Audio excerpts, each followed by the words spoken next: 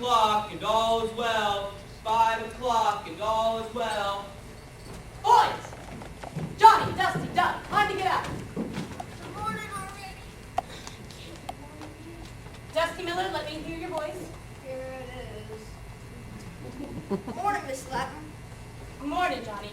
You get these two lazy lug-a-bed boys up right now. I need Doug to fetch fresh water from the well so I can start breakfast. You hear that, boy? Miss Lapham needs water right now. Oh, Johnny, leave me lay. You go fetch the water. I'm tired. Look sharp, Dusty. I wouldn't want to be you if the fire isn't ready for the master when it's time to smell. Get up. Seems done. And the baby's been gone. Inside the bed, you cannot linger on. Wake up your eyes, the sun's about to rise. Before you know the morning will be gone. The furnace needs a heat, the water must be drawn. There's breakfast to be eaten for the breaking of the dawn. There's molds to be making and silver to be poured. So don't have to be ashamed. Get up now and greet the Lord. No time to waste. We must get up with haste, or else you'll miss the best part of the day.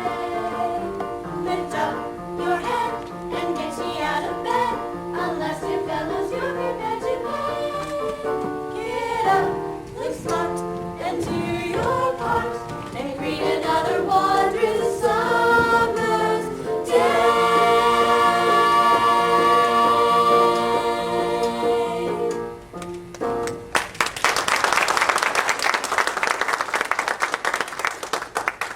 Johnny Tremaine, do what you must, but get these two boys out of bed. Girls, I smell bread. We have to get it out of the oven before it burns. Okay, you heard the Mrs. Boys. Get up or I'll take the cane to you. Okay, I'm getting up.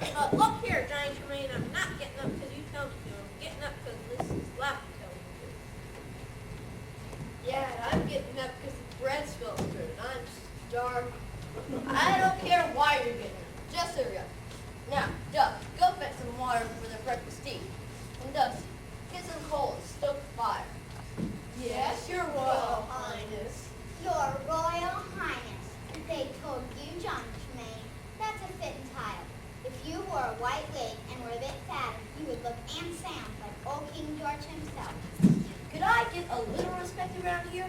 It's hard enough getting these lazy lugs up without comments like that from you, Mrs. Lapham. That wasn't nice. John was doing what Mother told him to do. You apologize right now. Oh, all right, but then you think your Royal Highness is funny. Yes, but I would have never laughed out loud. Now apologize. Sorry, John. Will you please forgive me? You're forgiven, Izzy. You're just a child. But you, Miss Silver, I would expect a little more respect from you. Well, I'm sorry, Johnny, but you did get what you asked for. The way you bossed up and dusted around is high and mighty, and a little, to be short, like a monarch. More like a dictator. Well, sometimes a dictator is just what is needed to get things done around here. Now you boys just gonna stand there primping or even gonna get some water and fire up the furnace. Well, Phil and Issy, where are you? And where in heaven's name is the water and coal for the furnace? Coming, Mother. Going, Johnny.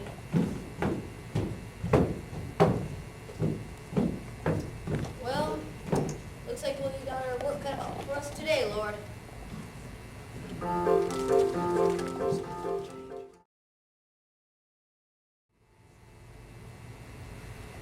Johnny, my boy, I'd like for you to read from the scriptures this morning.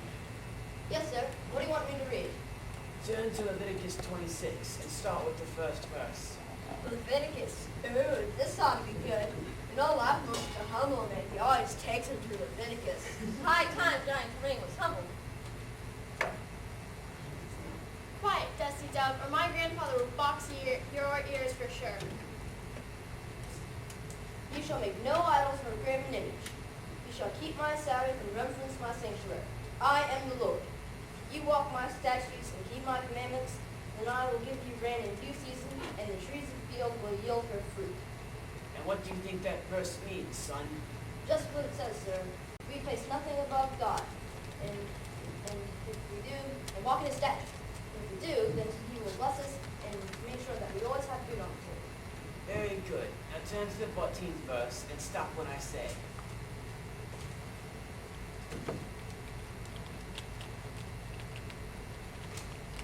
But if ye despise my statutes, I will set my face against you, and ye shall be slain before your enemies, and they that will hate you will reign over you. That will break the pride of your power. Now, Proverbs 11, verse 10, and 16, verse 18.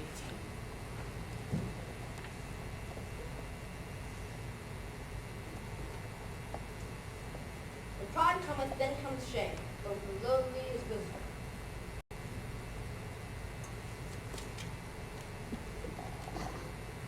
Pride goeth before destruction, and in a haughty spirit a fall. Now, close the book, boy, and tell us what you think those verses mean. To sum up, sir, we should obey the Sabbath. Well, those who resist his commandments and are proud of heart will fall.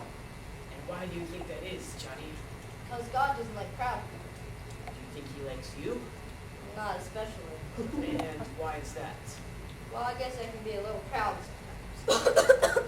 A little proud? Well, can I help it, Doug, become a great silversmith? God made me that way. Am I supposed to be ashamed of the talent he gave me? No, you're supposed to realize that you would be nothing if he hadn't given them to you.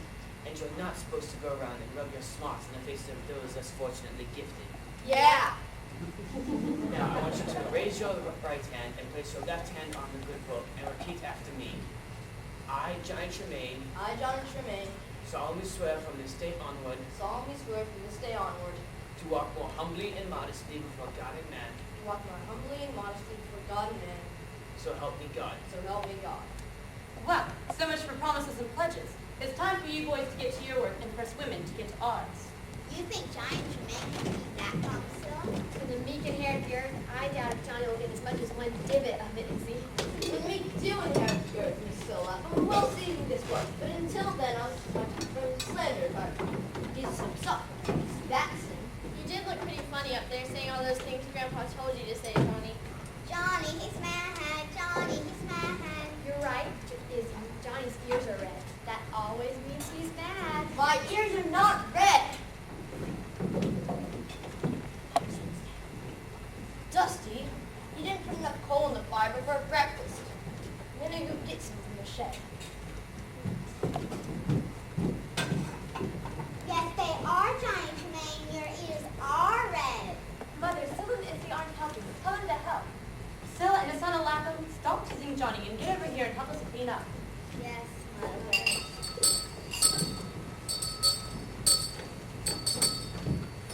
Ah, Mr. Hancock, come in, please, sit down.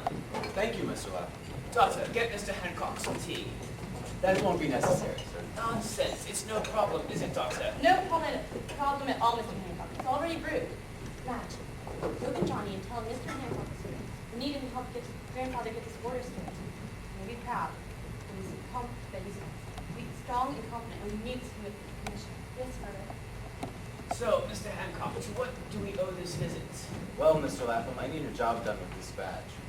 Would you like cream and sugar, Mr. Hancock? Just a little sugar, Miss Lapham. I'll do it.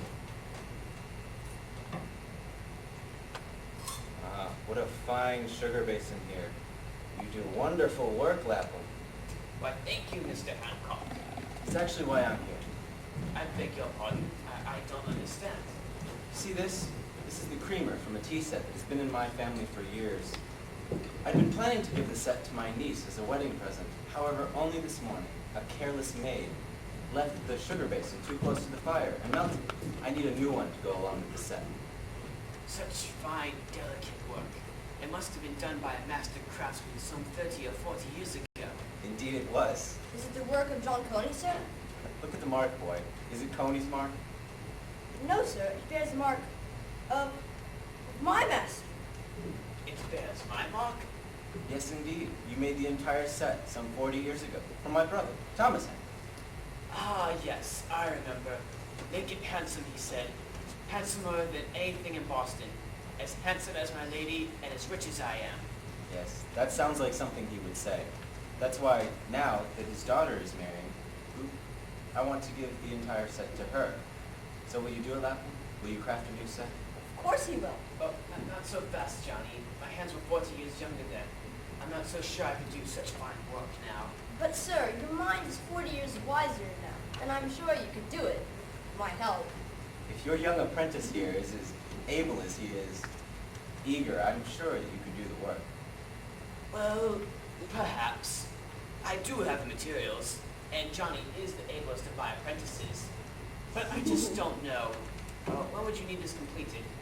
A week from today, my wife and I are hosting a dinner party for my niece and her fiancé that evening, and we wish to give it to her then.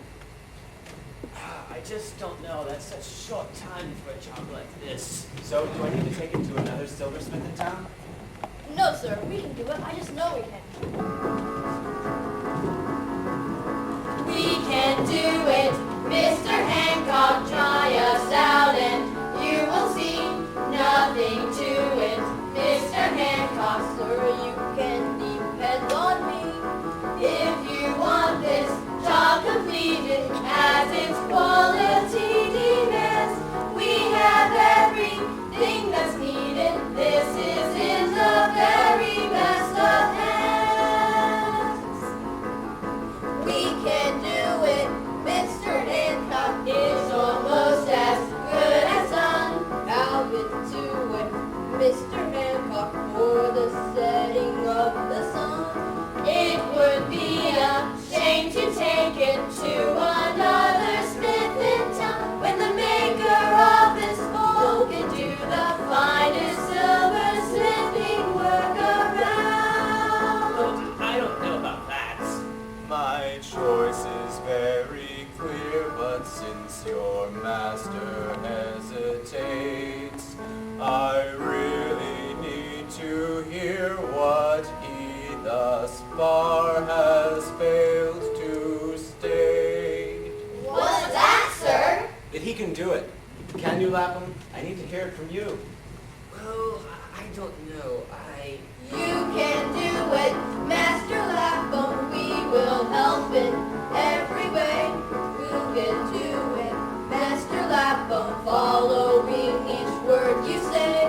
If we put our heads together and we started right away, we can do it, Master Lapham. We can do it, Johnny slap him.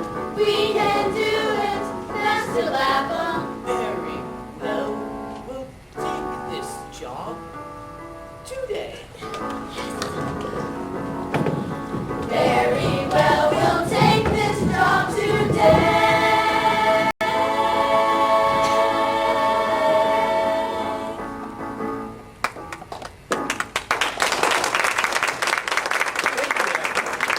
Thank you, young master. Johnny, Master. sir. Johnny Tremaine.